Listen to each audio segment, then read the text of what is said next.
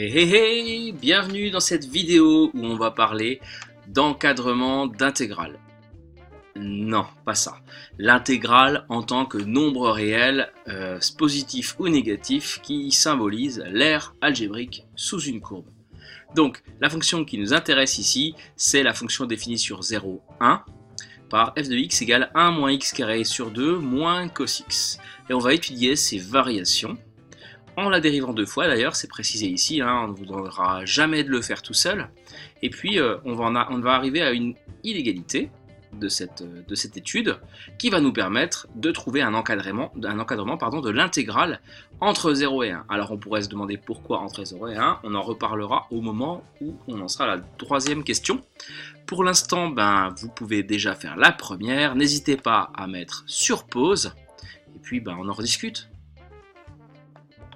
Alors cette première question, quel que soit x appartenant à 0,1, vous avez la fonction f qui est égale à 1 moins x carré sur 2 moins cos x. Donc quand on la dérive, c'est évidemment une somme de fonctions de référence. Je vous laisse écrire la phrase correctement, mais on peut la dériver et on obtient directement f' de x égale, la dérivée de 1 c'est 0, la dérivée de x carré c'est 2x, donc les deux vont partir et il va nous rester moins x, et la dérivée de cosinus x, alors petit rappel ici, dérivée de cosinus x, c'est moins sinus x, le cosinus c'est compliqué, alors que le sinus c'est simple, donc sa dérivée au sinus c'est cosinus. On revient à notre fonction, donc quand on dérive cosinus ça fait moins sinus, mais avec le moins qui est déjà là, on se retrouve avec plus sinus. Et donc techniquement, on doit connaître le signe de cette dérivée pour étudier les variations de f. Or, c'est un peu compliqué, on a déjà du sinus, puis on a en plus un x. Donc, un peu compliqué, même si on arrive à encadrer sinus entre moins 1 et 1. Donc ce qu'on fait, c'est qu'on va redériver encore. Donc on peut toujours dériver parce que c'est une somme de fonctions de référence, et quand on dérive deux fois, la dérivée de x, c'est 1. Donc moins 1, et la dérivée de sinus, on l'a dit précédemment, c'est cosinus. Et ça, c'est plutôt pas mal. Puisqu'on sait que pour tout x, donc en particulier sur l'intervalle 0,1, qu'est-ce qu'on peut dire de cosinus x? Il est toujours compris entre moins 1 et 1. Et donc, quand on lui enlève 1, je lui rajoute moins 1, je me retrouve avec une quantité entre moins 2 et 0. Donc, on a f seconde de x qui est négative. Et donc, on va pouvoir en conclure que f' est décroissante sur l'intervalle 0,1, évidemment. D'où petit tableau de variation qui n'est pas forcément demandé dans la question, si on regarde, mais je le fais quand même. Donc, x sur l'intervalle 0,1, et on va mettre variation de f', pas de f, pas encore. Donc, on a une fonction qui est décroissante. Quelques valeurs. f' de 0, qu'est-ce que ça vaut? Quand on remplace dans f' sans se tromper, c'est celle-là, ça fait moins 0 plus sinus 0. Or, que vaut sinus 0? Petit cercle trigo, magnifique. En 0, le sinus vaut, il vaut 0. Donc, tout ça, ça s'annule. 0 aussi, donc on se retrouve avec un f' de 0 qui vaut 0. Que vaut cette fois-ci f' de 1 pour compléter l'image? F' de 1, ça fait ici moins 1 plus sinus 1. Alors, que vaut sinus 1? C'est pas du tout une valeur connue, mais on sait qu'ici il y a 0, ici il y a pi sur 2. Pi sur 2, pi c'est 3,14, donc pi sur 2 c'est 1,57 à peu près. Donc 1 c'est par là, quoi. En tout cas, son sinus, c'est un nombre positif. Son sinus, pardon, c'est pas là. C'est un nombre positif. Donc à la calculatrice, quand on la met en radian, on trouve que 1 moins 1 plus cette quantité, ça fait à peu près moins 0,16, si je ne me trompe pas, qui est négatif. Ça c'est plutôt normal puisque on est sur une pente décroissante. Donc voilà, on a une fonction f' qui est décroissante, mais elle a une particularité.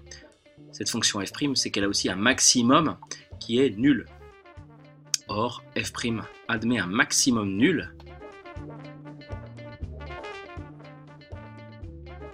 On va préciser où, un maximum nul en 0 en plus, le maximum c'est ce 0, et il est atteint en 0, donc qu'est-ce qu'on va pouvoir dire sur cet intervalle 0, 1? Eh bien on va pouvoir dire, c'est assez visuel, hein, que f' de x est inférieur ou égal à 0. Et de ça, on en tire que f, cette fois-ci, est aussi décroissante sur l'intervalle 0, 1.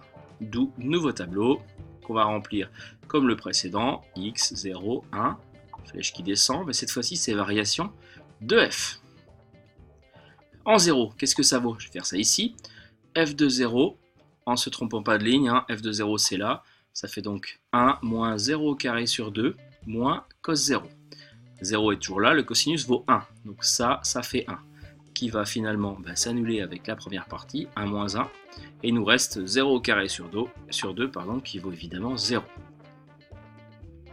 Et puis en 1, f de 1, ça vaut 1 moins 1 au carré sur 2 moins cos 1. Alors, 1 au carré sur 2, ça fait 1 demi. 1 moins 1 demi, ça fait encore 1 demi. Moins cos 1. Cos 1, pareil, hein, c'est une valeur positive. Et donc, à la calculatrice, quand on calcule tout ça, ça fait approximativement moins 0,4. Moins 0,04. Strictement négatif, bien sûr. Voilà pour cette première question. Alors, quel est son intérêt à cette question? Eh bien, c'est de faire la 2. Puisque on vient de montrer dans la première question, que on avait une fonction qui était décroissante. Mais on a aussi une fonction qui est décroissante et qui a un maximum nul, comme l'autre. Donc, on va le préciser ici, sur 0, 1, f, cette fois-ci, et pas f', admet un maximum nul. Donc, avec le même style d'idée, on va pouvoir écrire que, quel que soit x appartenant à 0, 1, on a cette fois-ci f de x qui est inférieur ou égal à 0. Et qu'est-ce que c'est f? Eh bien, f, c'est 1 moins x carré sur 2 moins cos x, qui est négative. Et donc, pour arriver à cette inégalité, on va déjà arriver à une... avant d'arriver à cet encadrement, on va arriver à une simple inégalité. On va passer le cosinus de l'autre côté. On se retrouve avec la partie qui va être la plus délicate à trouver. Et bien, c'est fait. Or, on sait que cos x, c'est entre moins 1 et 1. Donc, on va utiliser cette partie de l'inégalité pour conclure qu'entre 0 et 1, on a notre cosinus x qui est plus petit que 1. Ça, c'est valable partout, pas que sur 0,1. Mais par contre, sur 0,1, on sait que ça va être plus petit que 1 moins x carré sur 2. Et ça, c'est bien pour nous, pour la suite. Alors après, pourquoi cette fonction au départ? Comment a-t-elle été créée? Eh bien, c'est cosinus x qui nous intéresse, donc évidemment, il faut que ce soit présent ici. Et puis pourquoi x carré? Parce qu'en fait, au stade où on en est, c'est à peu près la seule intégrale qu'on connaît. Je vous rappelle qu'entre 0 et 1, d'où l'intervalle au passage, l'intégrale de x carré dx, ça vaut 1 tiers. D'où l'intervalle 0,1 et puis surtout la présence de x carré. Et pourquoi après 1 sur 2? Eh bien c'est pour que quand on dérive, les deux s'en aillent et puis qu'on a une forme plus simple à étudier. Donc voilà pour ces deux premières questions. Eh bien je vous laisse encore mettre sur pause et puis faire la troisième tout seul. Donc cette troisième question, on a pour l'instant, quel que soit x appartenant à 0,1, l'encadrement suivant, 1 moins x carré sur 2, inférieur ou égal à cos x, lui-même plus petit que 1. Et donc l'idée, c'est d'arriver à intégrer cos x entre 0 et 1. Donc on va naturellement passer aux intégrales, on est sur le bon intervalle. Donc on a l'intégrale entre 0 et 1 de 1 moins x carré sur 2, le tout dx, qui va être plus petit que l'intégrale entre 0 et 1 de cos x dx, c'est ce qu'on voulait, et ça s'appelle d'ailleurs i, ce nombre, plus petit que l'intégrale entre 0 et 1 de 1 dx. Un peu surprenant, un peu bizarre, mais c'est vraiment des choses qu'on va utiliser régulièrement. Donc là, on va déjà utiliser la linéarité de l'intégrale pour découper tout ça. Et donc on a l'intégrale entre 0 et 1 de, encore une fois, 1 dx, moins l'intégrale entre 0 et 1 de x carré sur 2. Alors le sur 2, je vais carrément le sortir, c'est quelque chose qu'on a le droit de faire, bien sûr. X carré dx, plus petit que l'intégrale que je cherche, qui s'appelle grand I. Et puis toujours ce truc là, 1 dx. D'ailleurs, au passage, l'intégrale entre 0 et 1 de 1 dx, on peut très bien l'écrire, intégrale de dx entre 0 et 1. Et qu'est-ce que ça vaut? Qu'est-ce que ça représente? En fait, on va tracer la fonction qui est constante égale à 1, c'est-à-dire celle-là. On va prendre une unité ici, donc ça c'est la droite y égale 1. Et donc entre 0 et 1, si je prends un repère orthonormé, on vous demande l'aire de ce rectangle, qui au passage est un carré ici. Donc ça, bien naturellement, ça vaut 1. On se retrouve donc avec 1 moins 1/2 multiplié par, donc ça c'est quelque chose qu'on considère comme admis dans ce cours, entre 0 et 1, l'intégrale de x carré dx, c'est 1/3. Donc on va mettre notre tiers à côté du 1/2, plus petit que i, lui-même plus petit que, on retrouve 1 ici. 1/2 moins 1/3, ça fait 5 sixièmes, ça fait 1 sixième, pardon, je vais un peu trop vite, et 1, c'est évidemment 6 sixièmes. Donc on se retrouve avec finalement un nombre i entre 5 sixièmes et 6 sixièmes. 1 quoi. Donc on a notre recadrement. Au passage, 5 sixièmes, ça fait à peu près 0,833. Donc c'est plus ou moins fin, mais on a réussi à encadrer l'intégrale de cosinus entre 0 et 1 entre 0,83 et 1. Et donc graphiquement, vous pouvez aussi le voir sur la miniature de présentation de cette vidéo. On retrouve bien la fonction 1 moins x carré sur 2, la fonction constante égale à 1, donc ces deux fonctions-là finalement, et puis la fonction cosinus x coincée entre les deux. Sur GeoGebra, voilà ce que ça donne, c'est une valeur approchée évidemment, hein, mais c'est approximativement 0,84. Ben on est pas mal, hein. On est pas mal, on est bien entre les deux.